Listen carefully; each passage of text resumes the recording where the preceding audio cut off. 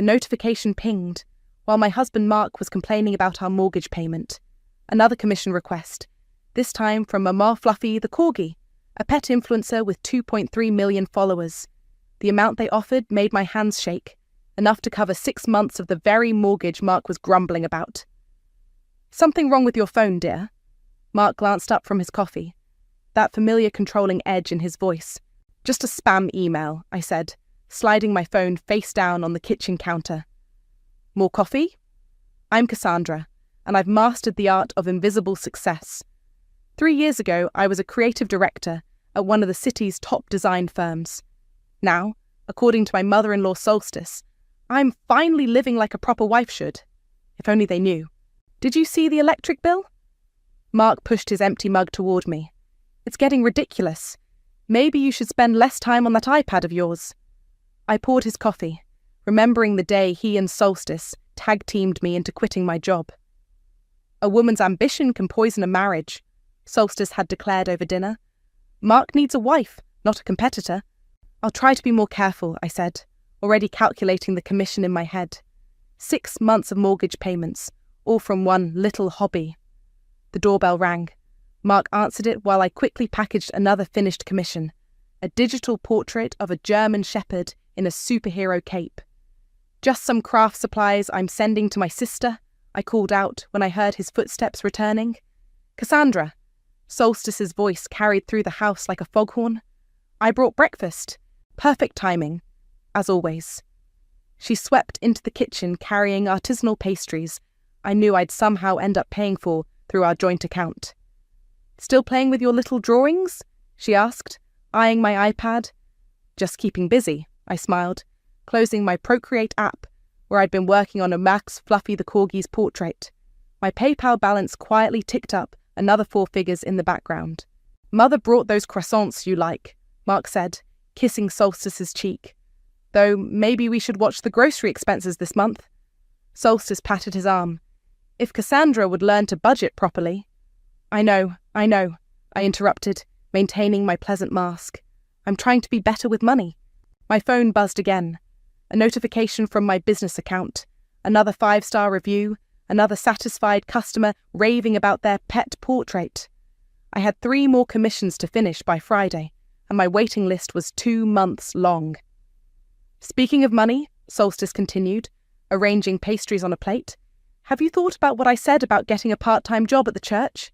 Something simple, suitable for a woman of your capabilities?" I caught my reflection in the window, the perfect picture of domestic submission. If they could see my actual bank statements, they'd choke on those overpriced croissants. "I don't think that's necessary," Mark cut in. "As long as she keeps the house in order and stops with all that confusing online shopping." I nodded, remembering the conversation with my accountant last week. "Whatever you think is best, dear." Later that night, after they'd both left and I could breathe again, I opened my laptop to check my business analytics. My latest collection had gone viral on Instagram, and commission requests were flooding in. I clicked accept on Fluffy the Corgi's project and started sketching. My phone lit up with a text from Beatrice, my old co-worker. "Girl, your latest piece is everywhere. When are you going to tell them?" I typed back, "Not yet. Still playing the long game." Another notification popped up. A direct deposit from last week's commissions. More than Mark made in 2 weeks at his precious corporate job. I smiled, thinking of Solstice's condescending smile, of Mark's controlling suggestions. Let them think I'm just a housewife with a cute little hobby. Let them believe I'm struggling with basic budgeting while they enjoy restaurants and vacations secretly funded by my silly drawings. Let them underestimate me. I turned back to a Fluffy the Corgi's portrait, adding details to the crown I'd placed on their head. Every stroke was another dollar they didn't know about, another piece of evidence in my growing portfolio of silent success. The best revenge, after all, isn't served cold. It's served with a smile and a fresh cup of coffee while they never see it coming. "We need to talk about your spending habits," Mark announced over dinner, sliding my debit card statement across the table. "Mother thinks it's time we put you on a proper allowance." I paused mid-bite, studying his face in the dim dining room light. 3 years of marriage had taught me to recognize the signs. the slight lift of his chin, the way his fingers drummed against the table. He'd been planning this conversation. An allowance? I kept my voice carefully neutral, even as my stomach tightened. It's for your own good, dear. He reached for his wine glass. You seem confused about managing money. Mother suggested we simplify things. Of course she did. I glanced at my phone, where a notification about another successful payment transfer had just come through. The irony would have been funny if it wasn't so infuriating. I understand, I said, playing my part. Whatever you think is best. That's my girl. He smiled, patronizing. We'll start with cash only. No more of those confusing online transfers. I've already deleted some of those bank notifications from your phone. They were just cluttering things up. My fork clattered against the plate. He'd been going through my phone? I forced myself to take a slow sip of water. Something wrong? He asked, eyes narrowing. No, just surprised you'd go to so much trouble for me. The doorbell saved me from further discussion. I opened it to find my sister Wendy standing there, looking uncertain. Cassie? She shifted nervously. Can we talk? Mark appeared behind me. Wendy, what an unexpected surprise. I won't stay long, she said quickly. I needed to tell Cassie something important. We're having dinner, Mark stated flatly. It's fine, I interrupted. We can talk on the porch. Outside, Wendy grabbed my hands. I'm so sorry, Cassie. I should have told you years ago. Solstice, she's been lying about you to the whole family. What do you mean? She told everyone you've been saying horrible things about us, that you thought you were too good for the family now. That's why nobody reached out when you quit your job. She made it sound like you wanted space. My phone buzzed. Another commission notification. I squeezed it tight, anchoring myself. I should have known better, Wendy continued. The Cassie I know would never... Everything all right out here? Mark's voice cut through the night air. Just fine, dear. Wendy was leaving. After she left, I retreated to my home office, supposedly to organise receipts, but really to call Beatrice. He did what? Beatrice's voice crackled through the speaker. Checking your phone? Cassandra, that's not okay. I know. I pulled up my banking app, starting the process of creating separate login credentials. But I'm handling it. By letting him put you on an allowance. Girl, you make more in a month than... Exactly. I smiled, despite everything. And soon they'll know just how much more. What are you planning? You'll see. Just help me set up that separate business account we talked about, under my name only. Later that night, I lay awake listening to Mark's steady breathing beside me. My phone lit up with a text from an unknown number. Hey, it's Julio from next door. Saw your sister visit. Everything okay? Let me know if you need anything. Sometimes these old houses have thin walls, and I hear more than people think. I stared at the message for a long moment before saving his number. It was good to know I wasn't as alone as they wanted me to be. The next morning, Solstice arrived with financial planning brochures and a condescending smile. We've arranged a meeting with a proper advisor, she announced. Someone who can help explain things in simple terms. That's thoughtful of you, I replied, serving her coffee in the expensive cups she'd bought with my hidden income. Well, someone has to look after your interests. She patted my hand. Mark says you've agreed to the allowance plan. Such a good decision. I nodded, thinking of the separate account I'd set up at 3 a.m, of the growing portfolio they knew nothing about, of the trail of evidence I was carefully constructing. Yes, I said, watching her sip from the cup my art had paid for. I'm learning so much about financial responsibility. My phone buzzed with another deleted bank notification. Let them think they're in control. Let them believe I'm finally learning my place. The meeting with their financial advisor would change everything, but they didn't know that yet. I smiled and poured more coffee, already planning my next move. Sometimes the best revenge is letting people think they've won, right until the moment they realize they've lost everything. Just sit quietly and learn, Solstice instructed as we walked into the financial advisor's office.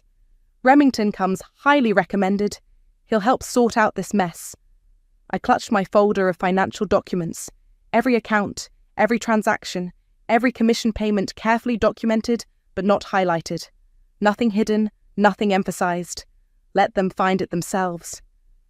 Mrs. Dixon. A tall man in a crisp suit extended his hand. "I'm Remington. Please come in."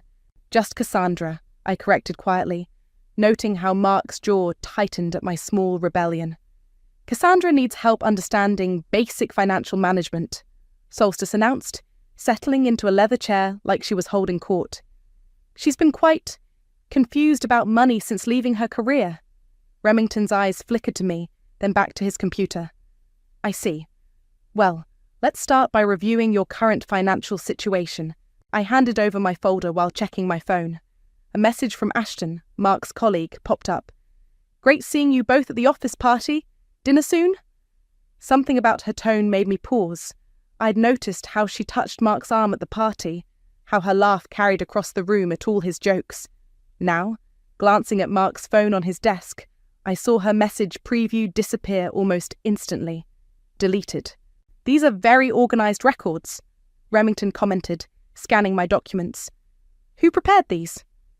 "I did," I said, just as Solstice answered. "Mark handles all the important paperwork." The silence that followed was delicious. "Actually," I continued, "I've always managed our household documentation, old habits from my design firm days." Mark's phone buzzed again. Another deleted message.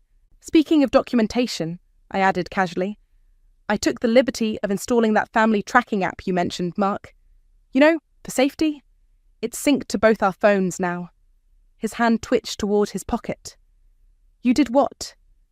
"Just trying to be more responsible, dear." Remington cleared his throat. "Well, these records show a very interesting pattern of—" "Perhaps we should focus on the retirement planning," Solstice interrupted. "Mark needs to ensure his future is secure." I pulled out my iPad, ostensibly to take notes, but really to check my tracking app. Mark's phone had been at Ashton's address 3 times last week, all during late meetings. "Of course," Remington nodded. "But first, I noticed there are some substantial regular deposits coming into the joint account. Would you like to explain those?" "Those would be from my business," I said quietly, watching Mark's face. "Your hobby?" Solstice's voice dripped with disdain. "My legitimate, registered business," I corrected. "I have all the documentation here, including tax records." Mark's phone buzzed again. This time I caught a glimpse of the message preview before it vanished. "Miss you already. Last night was—" "I think we should focus on Mark's contributions," Solstice said sharply. "Cassandra's little drawings hardly count as—" "Actually," Remington interrupted, "these deposits are quite significant. Have you considered setting up a separate business account to better track your income?" "We prefer to keep things simple," Mark cut in. "Cassandra gets confused with too many accounts." I smiled, thinking of the new account I'd already opened. "You're right, dear. Simple is better. That's why I've started keeping such detailed records of everything. Every deposit, every deletion, every location." His phone stopped buzzing after that. The meeting continued, with Remington growing increasingly impressed by my documentation and increasingly confused by Mark and Solstice's dismissals. I sat quietly, playing my part while my tracking app collected data. That evening, I went to freshen up in our master bathroom.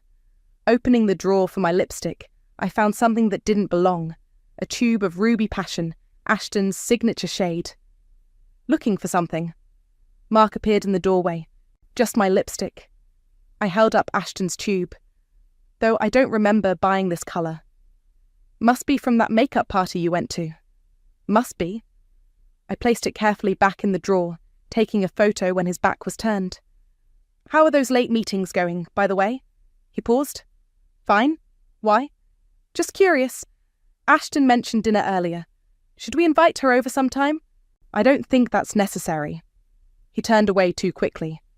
"Mother wants us to focus on our financial planning right now." "Of course."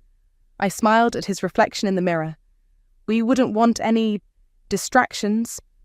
Later, alone in my office, I added the lipstick photo to my growing folder of evidence. Next to it, I placed screenshots of deleted messages, location data, and bank statements. The picture was becoming clearer every day. Let them think I'm just sitting quietly and learning. The truth would come out soon enough, and when it did, they'd realize who had been teaching whom all along. Now, This is quite remarkable, Remington said, turning his monitor so everyone could see. There's been a consistent stream of income here, 6 figures over the past year, that doesn't match Mr. Dixon's salary deposits. The conference room fell silent. I took a slow sip of water, watching Mark and Solstice exchange glances. There must be some mistake, Solstice said, leaning forward. Mark's bonuses, perhaps? No. Remington shook his head, scrolling through the records. These are regular deposits from multiple sources. PayPal, Stripe, direct transfers. Someone's running quite a successful business. Mark's face reddened. Cassandra, what have you done? I set my water glass down carefully. Nothing illegal, if that's what you're suggesting. Just running my business. Your little drawings? Solstice scoffed. Don't be ridiculous. Remington clicked through several screens. According to these records, Cassandra's digital art business generated over $180,000 last year alone. All properly reported on your joint taxes, I see. The silence that followed was exquisite. That's impossible, Mark sputtered. She just draws pets on her iPad. I pulled out my phone, opened my business Instagram. Would you like to see my client list? The celebrity commissions? The waiting list? This whole time, Solstice's voice shook. While we've been trying to teach you about money, I've been paying for your weekly brunches. I finished for her. Those designer handbags you love? Yes. Mark grabbed my phone. Why didn't you tell me? You deleted my bank notifications, I said calmly, taking my phone back. Said they were confusing. Remember? Remington cleared his throat. Perhaps we should discuss investment strategies for this income stream. With proper management. She's been lying to us? Solstice stood up, her chair scraping against the floor. Making a fool of my son. No, I corrected, standing as well. I've been supporting your son, while you both treated me like a child who needed an allowance. This money belongs to the family, Mark declared. As the husband. Actually, Remington interrupted, since Cassandra's business is registered solely in her name and predates your joint account arrangements, she has significant legal protection here. I gathered my papers calmly, enjoying the way Mark's face shifted from anger to fear. Thank you, Remington. I believe we have everything we need. We're not finished here. Mark grabbed my arm as I turned to leave. Actually, we are? I pulled free. Oh, and Mark? Ashton called while we were in here. Something about meeting her later? I took the liberty of telling her you'd be busy. Indefinitely. The colour drained from his face. What about Ashton? Solstice demanded. I walked out, head high, letting them deal with that particular revelation themselves. In the hallway, my phone buzzed with a message from Beatrice. Well, how did it go? Exactly as planned, I typed back. You should have seen their faces. Another message popped up, this one from Julio.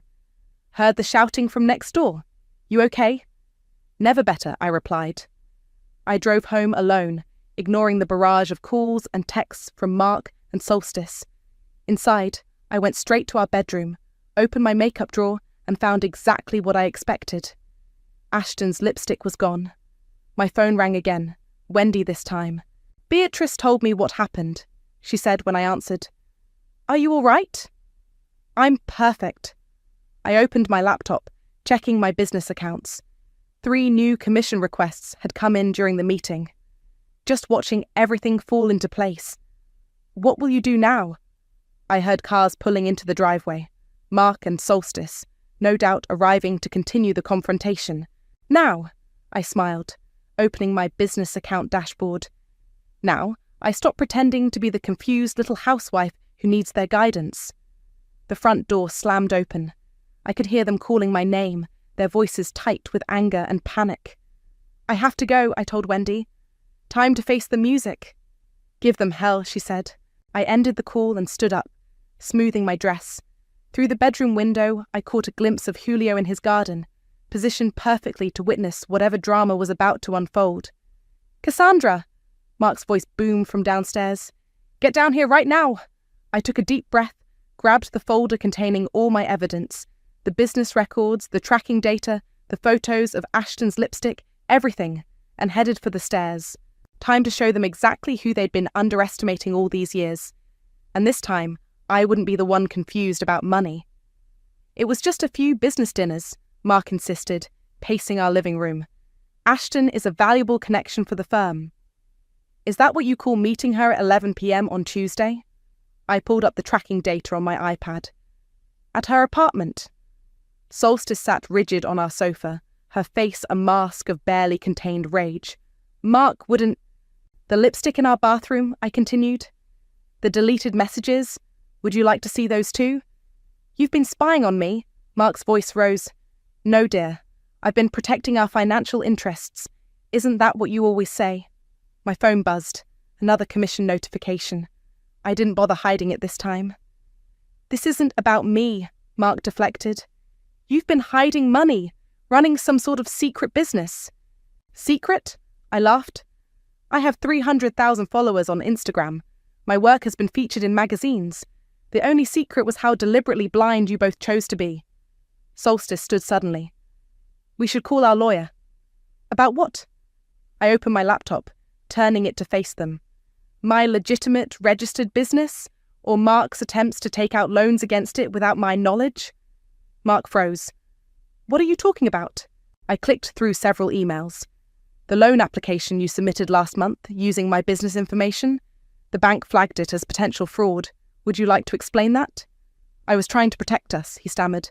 Your spending was out of control. My spending? I pulled up our joint account. Like the $500 dinner with Ashton last week? The hotel charges? Solstice made a choking sound. A knock at the door interrupted us.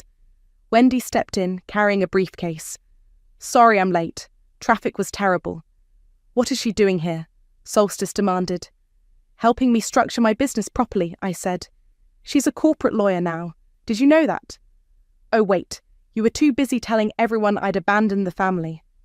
Wendy set her briefcase on the table. We should discuss the LLC formation and the separation of assets. Separation of assets? Mark's face paled. Cassandra, you're being ridiculous. Let's just calm down and... I am calm, I said, opening my art program. In fact, I'm working on a new series. Would you like to see? I turned my iPad to show them the piece I'd been developing, a portrait series titled Behind the Masks.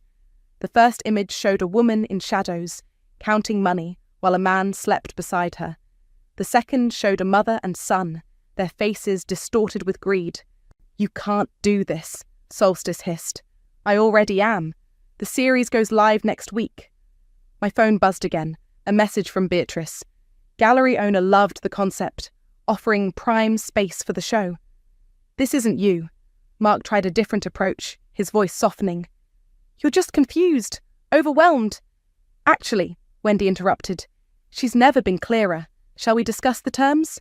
I stood up, gathering my devices. I'll be in my office. Wendy can explain everything. Oh, and Mark, Ashton just posted a very interesting Instagram story. You might want to check it. What Instagram story? Solstice demanded, pulling out her phone. I left them scrambling, climbing the stairs to my workspace.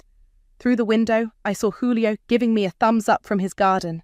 I waved back, then sat down at my desk. Opening my email, I found a message from the bank.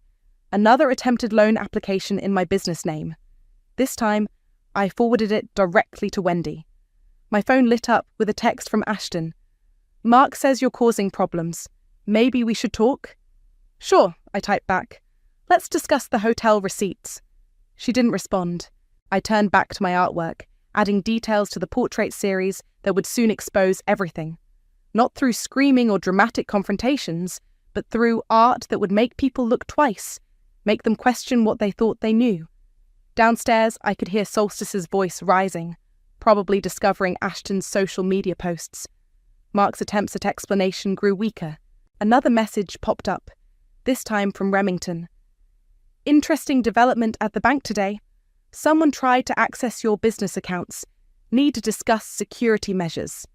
I smiled, adding it to my growing file of evidence. Let them scramble. Let them try to explain. Every move they made just gave me more material. My phone buzzed one final time, a notification that would change everything. Loan application flagged for potential fraud. Legal action pending. I opened my art program and started a new piece, titled What They Deserve. Sometimes the best revenge isn't just about exposing the truth. It's about letting them destroy themselves trying to hide it. Downstairs, the arguing continued. But up here, in my office, surrounded by the empire they never noticed me building, I had never felt more in control. "Your new collection has gone viral," Beatrice said, scrolling through her phone at our favourite cafe. "Have you seen the comments?" I sipped my latte, watching Mark and Solstice at their usual Sunday brunch spot across the street. They hadn't noticed me yet. "I've been a bit busy." Listen to this one. "The Matriarch of Illusions piece speaks volumes about toxic family dynamics." They're analysing every detail. My phone buzzed. Another interview request from an art magazine. The launch of my Behind the Masks collection had exploded overnight, with social media dissecting every hidden meaning, every subtle jab. "There's my favourite artist," a loud voice interrupted. Ashton sauntered up to our table, wearing her signature Ruby Passion lipstick. "We should really talk about those portraits you've been sharing." "Should we?" I gestured to the empty chair. "Pull up a seat. Let's discuss everything." She glanced nervously at Mark's table across the street. "Maybe somewhere more private?" "But I'm enjoying the audience." I opened my gallery app. "Like this piece, a woman sneaking around in shadows. Remind you of anyone?" Beatrice coughed to hide her laugh. "You're making a mistake," Ashton hissed. "Mark's already talking to lawyers." "Perfect." I pulled an envelope from my bag. "Give this to him, would you? Since you'll probably see him before I do." She snatched the envelope and stormed off, her heels clicking against the pavement. Through the window, I watched her approach Mark's table. Solstice's face turned purple as she read the papers inside. "What did you give them?" Beatrice asked. "Everything. Bank records, loan applications, hotel receipts, location data, and my terms for a very public divorce." My phone lit up with notifications as Mark burst through the cafe door, envelope clutched in his fist. "What is this?" he demanded. "I believe the legal term is evidence," I replied calmly. "The flash drive has more, much more." "You're trying to ruin me." "No, dear. I'm just showing everyone who you really are. Like my art, it's all about revealing truth through images." Other customers were staring now, phones discreetly recording. "Perfect. You can't prove anything," he sputtered. "The loan fraud attempts. Already reported to the bank. The affair? Well, Ashton's been quite helpful lately, especially after I showed her proof you've been seeing her colleague Jessica too." His face went white. Solstice appeared behind him. "Mark, don't engage with her. Our lawyer said—" "Your lawyer should be very interested in the recording where you discussed pushing me out of my inheritance," I interrupted. "Julio has excellent surveillance equipment, by the way. Those thin walls he mentioned, they pick up everything." "You've been planning this," Mark realised. "All along, while playing the perfect wife." "Playing?" I stood up. "I ran a successful business, managed our finances, and funded your mother's shopping addiction. The only thing I played was blind to your betrayal." My phone buzzed again. My gallery show was trending on Twitter. The timing couldn't have been better. "If you do this," Solstice threatened, "you'll destroy this family." "You did that yourselves. I'm just creating the memorial art piece." I nodded to Beatrice, who started recording on her phone. "Let them dig their grave deeper in public." "Everything I did was for us," Mark tried one last time. "The loans, the meetings with Ashton, the deleted messages, the secret accounts. Tell me, how much of my business money did you try to siphon away?" He lunged for my phone, but I stepped back. Several customers gasped. "And there it is," I said quietly. "The real you, finally on display. How fitting." Security approached from the corner. "Is there a problem here?" "No," I smiled. "Mr. Dixon was just leaving. He has some legal documents to review." Mark looked around, finally noticing the phone's recording, the witnesses watching, his carefully crafted image crumbling in real time. "This isn't over," he growled. "Actually, it is." I turned to the growing audience. "Would anyone like a preview of my upcoming gallery show? It's called What Lies Beneath? A Study in Hidden Truths and Financial Fraud." Solstice grabbed Mark's arm, dragging him toward the door. "We'll see you in court." "Looking forward to it," I called after them. "I have so much more art to share." Once they were gone, Beatrice stopped recording. That was brilliant. No, I corrected, watching the video already spreading online. That was justice. The real show hasn't even begun. My phone lit up with another notification. The bank's fraud department requesting a meeting. I smiled, gathering my things. Sometimes the best art isn't what you create, but what you reveal about others in the process. Ready for phase 2? Beatrice asked. Always. I opened my gallery app, selecting the next piece to release. Let's show them what a confused little housewife can really do. The gallery buzzed with excitement as people moved from piece to piece in my exhibition. Behind the masks had drawn quite a crowd, including several familiar faces I hadn't seen in years.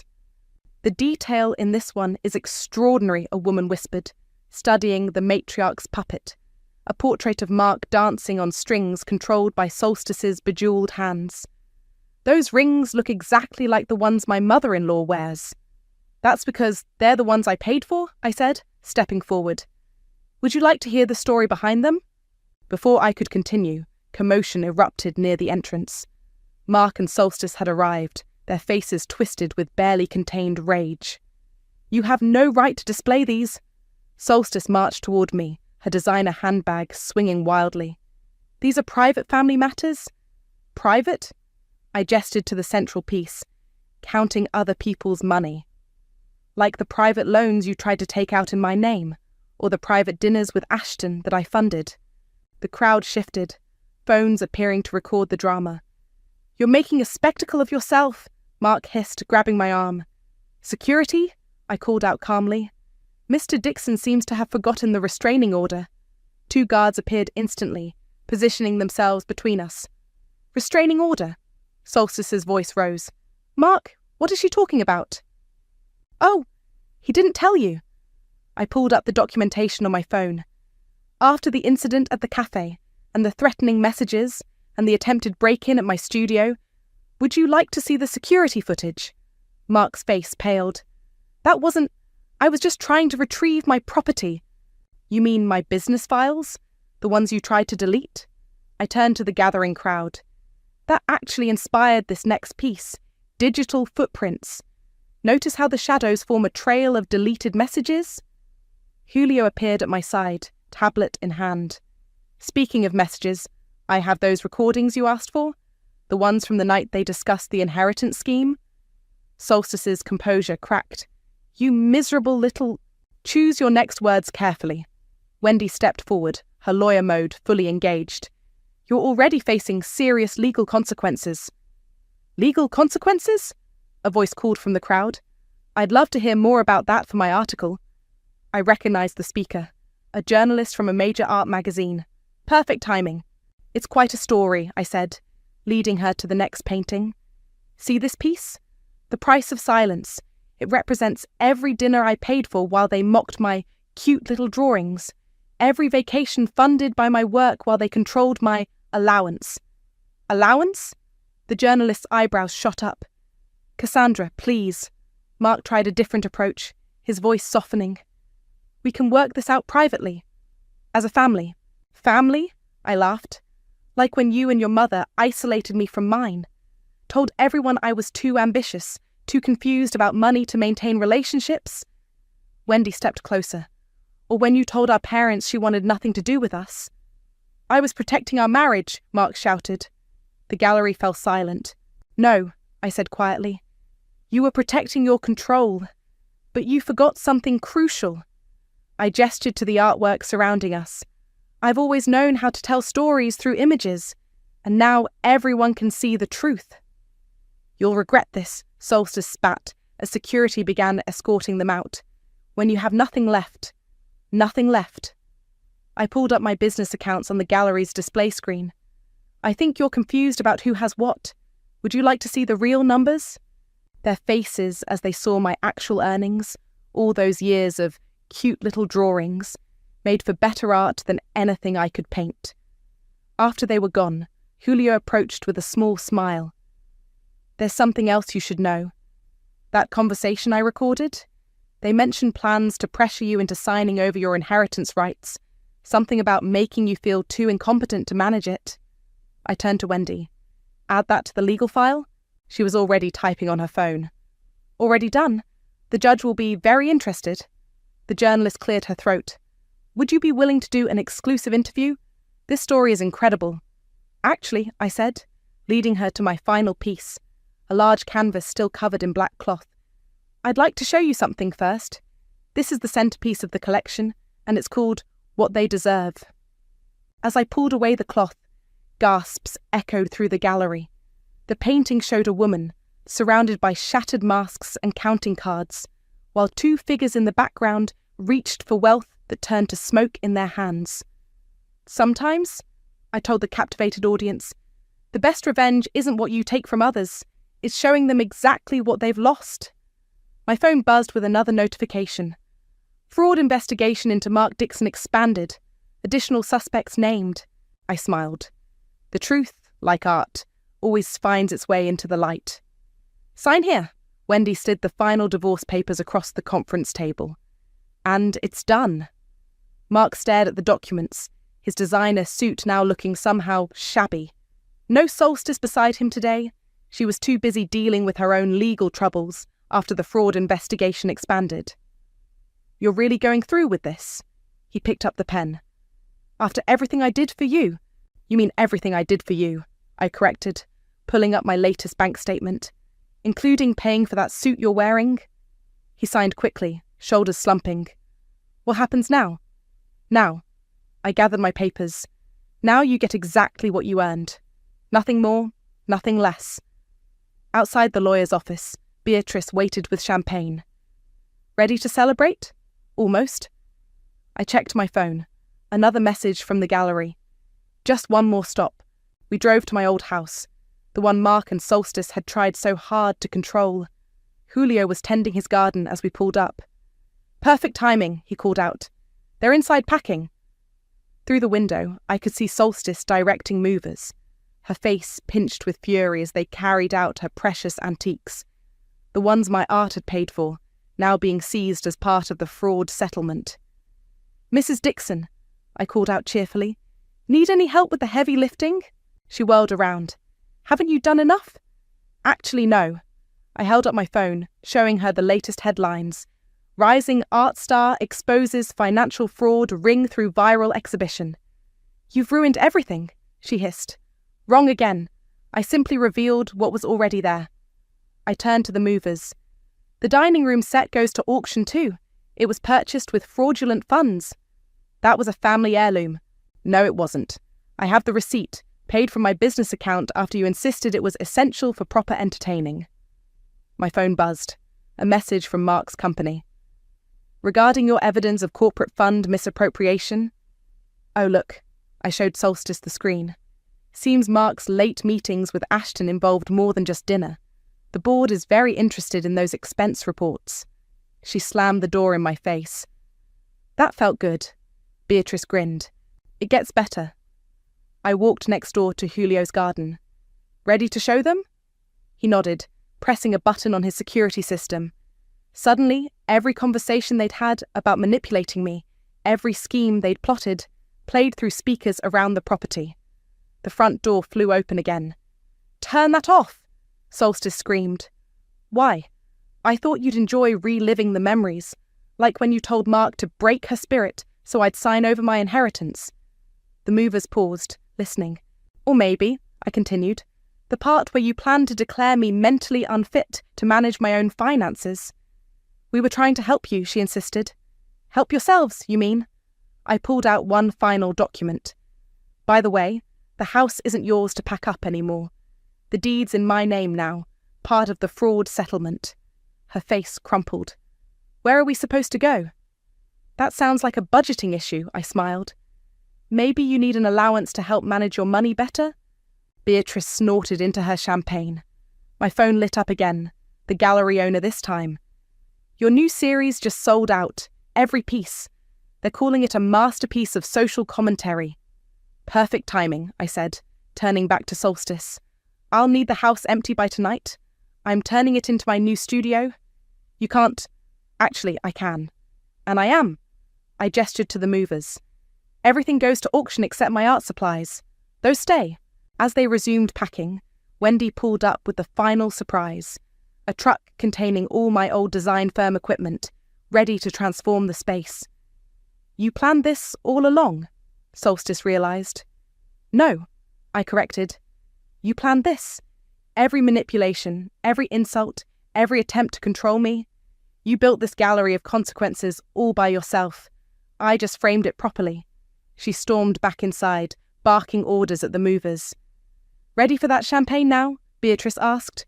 I looked around, at Julio's knowing smile, at Wendy's proud grin, at the house that would become my studio, at the life I'd reclaimed piece by piece.